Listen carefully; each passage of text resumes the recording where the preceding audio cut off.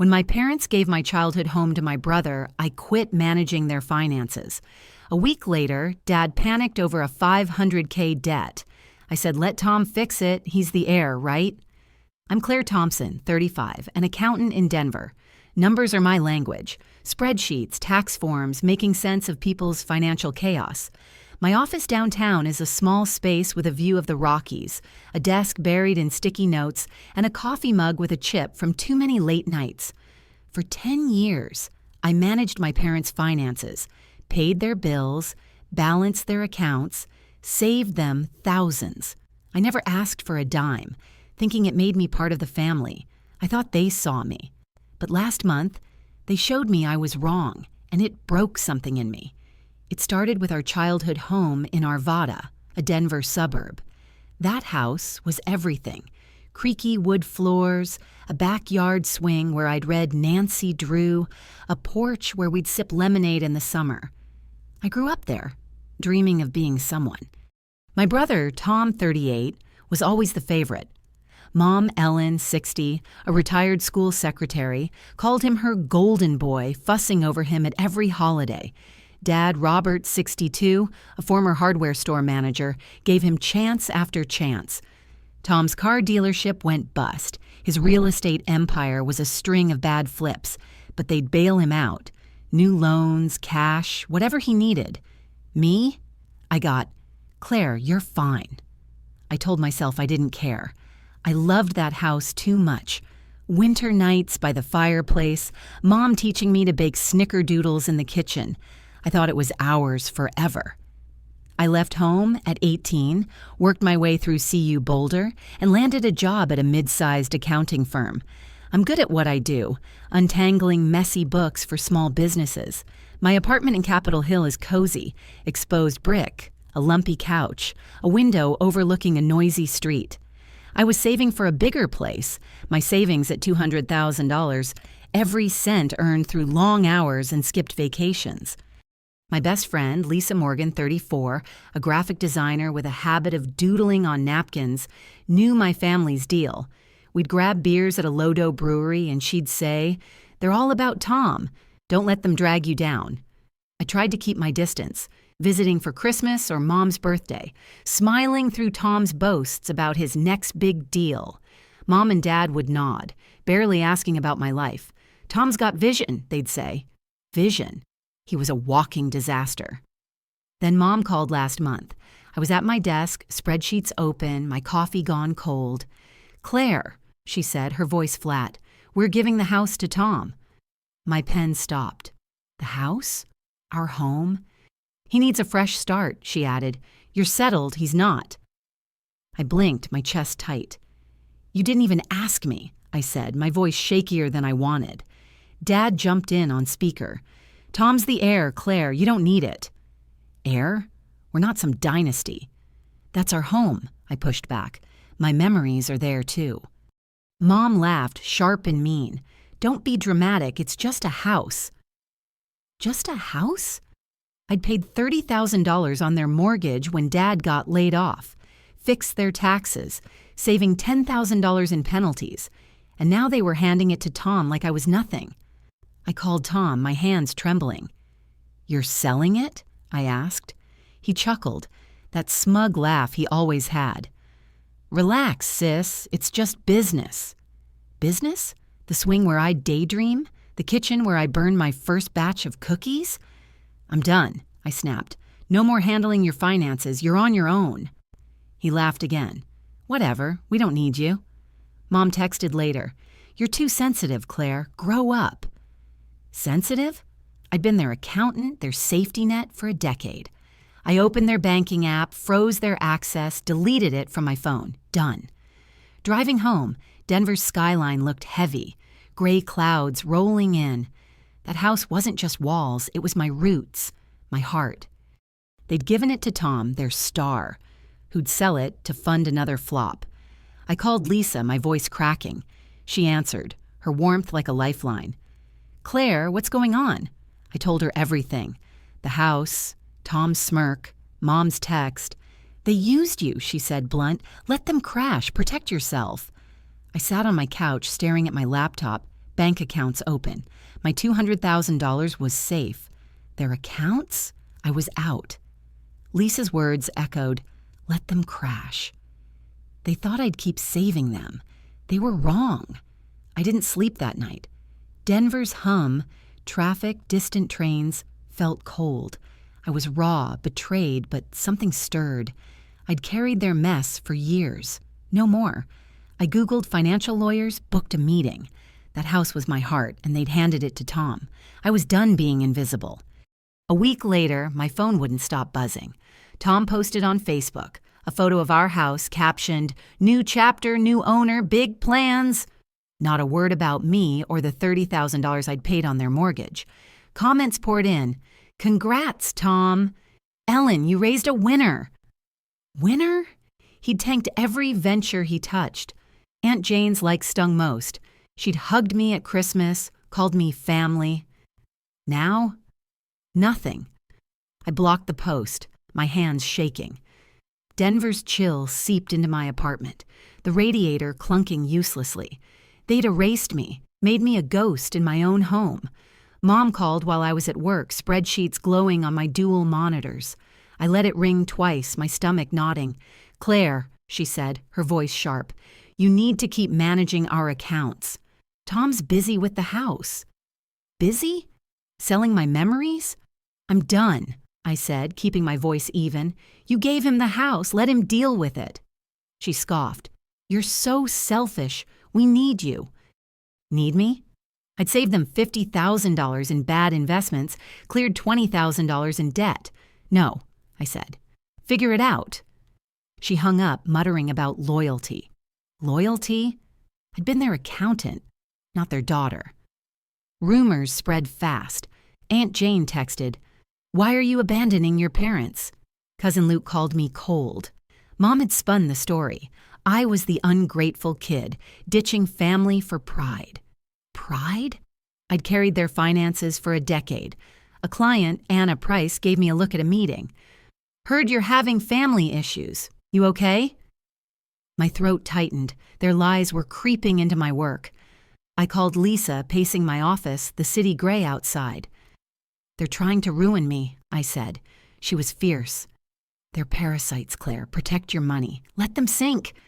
I nodded, staring at my savings on my laptop. $200,000, all mine. "What if they want more?" I asked. Lisa's voice was steel. "They will. Be ready."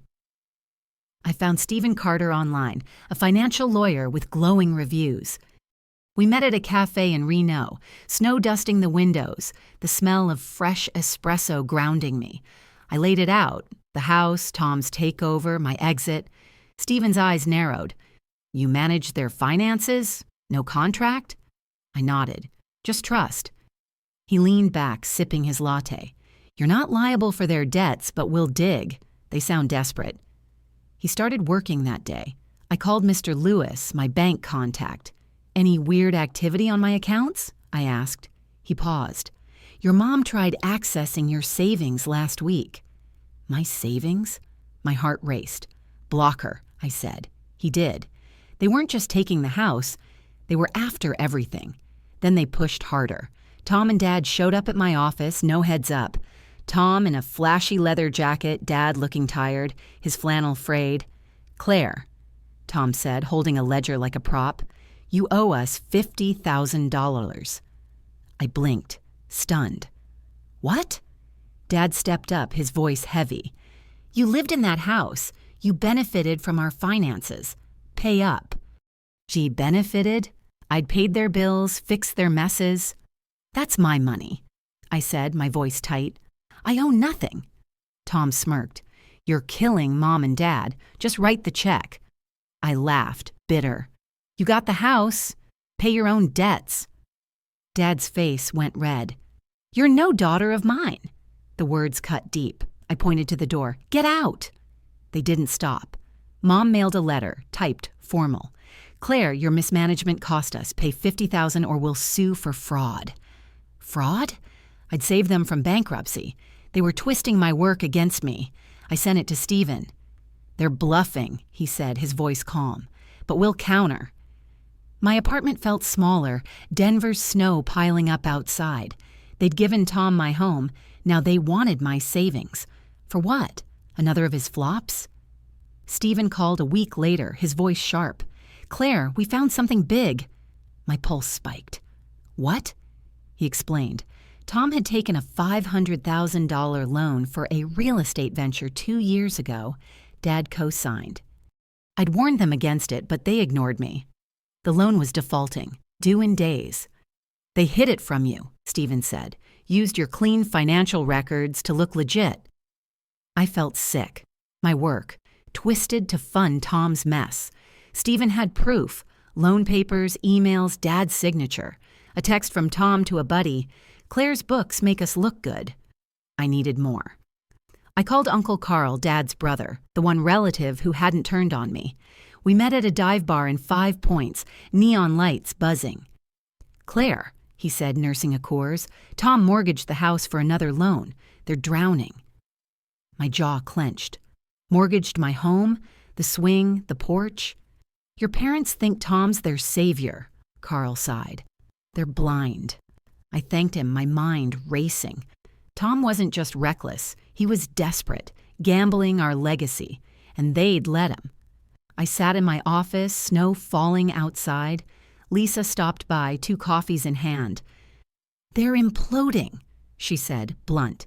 "You've got evidence. Use it." I nodded, slow. "I will, but it's gotta hit hard." Stephen was building a case.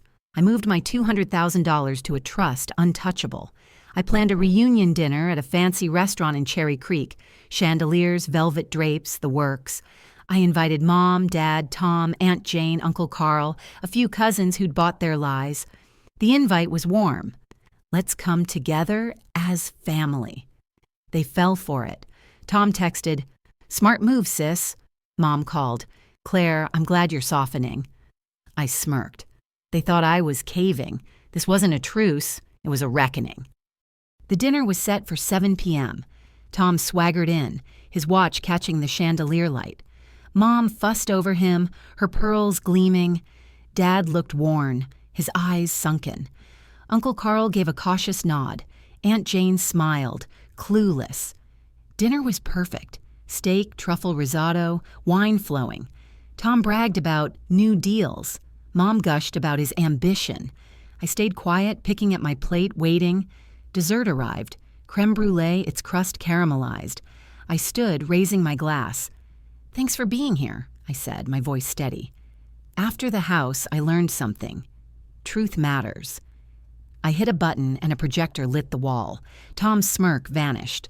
The first slide showed the $500,000 loan. Tom's name, Dad's signature, a default notice due yesterday. Next, emails. Mom to Tom. Claire won't find out. A bank letter demanding payment. Tom's Facebook post, flaunting my home. Mom's letter claiming I owed $50,000. "This isn't family," I said, my voice sharp. "It's theft. You gave Tom my home, used my work to hide his debt." The room went quiet. Aunt Jane's fork clinked. Uncle Carl's jaw tightened. I kept going. My savings, $200,000, now in a trust. "You'll never touch it," I said. Tom jumped up, face red. "You're making this up," he shouted. Dad mumbled, "Claire, enough," but sank back. Mom's pearls trembled. "You're destroying us." "Destroying them?" I pressed on. "One more thing," I said. "A mortgage notice. Tom had pledged the house for a $100,000 loan. Foreclosure was coming." "You sold my memories," I said, staring at Tom. "Now lose yours." Stephen stepped forward, papers in hand. "Claire owes nothing," he said. "We're suing Tom for fraud, seeking damages." Uncle Carl spoke up. "Tom, you're a fool." Aunt Jane gasped. "Ellen, how could you?" Tom stormed out, cursing. Dad stared at the table, broken. Mom sobbed, head in hands. "Claire, why?" she whispered. I looked at her, calm. "You chose him. Live with it." The cousins sat stunned. A few nodded, their eyes soft. I'd turned their story upside down. The dinner ended, dessert untouched. I walked into Denver's snowy night.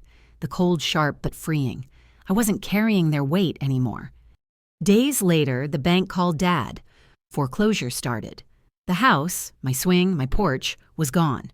Dad called, his voice cracked. "Claire, save us," I said. "Ask Tom, he's the heir." 6 months later, my life's soaring. I started my own accounting firm in Lodo, clients lining up. I've spoken at finance summits called a rising star. Tom's ventures collapsed. Creditors sued. He skipped town. Mom and Dad sold their old Buick, scraping by in a small apartment. They mailed apologies. "We were wrong," Mom wrote. I didn't reply. They chose Tom when they gave him my home. I chose myself at that dinner. I bought a new apartment in Renault, all sleek lines and big windows, with a view of the city's glow. On the wall, I hung a faded photo of our old house. Me on the swing, smiling. Not for nostalgia, but for what I survived. I posted it online. Family respects your work, doesn't steal it. Messages flooded in. Strangers. People like me. "You gave me strength," one wrote. Lisa threw a housewarming party with cheap wine and loud laughs. We danced, toasted to real family. Denver sparkled outside, mine to claim. I don't hate them. They thought I'd break. I didn't. That house was my heart, and they gave it away. That debt was their chain, and they kept it. When I said, "Let Tom fix it," their world fell apart. Mine grew. I'm Claire Thompson, free, building a life they'll never touch.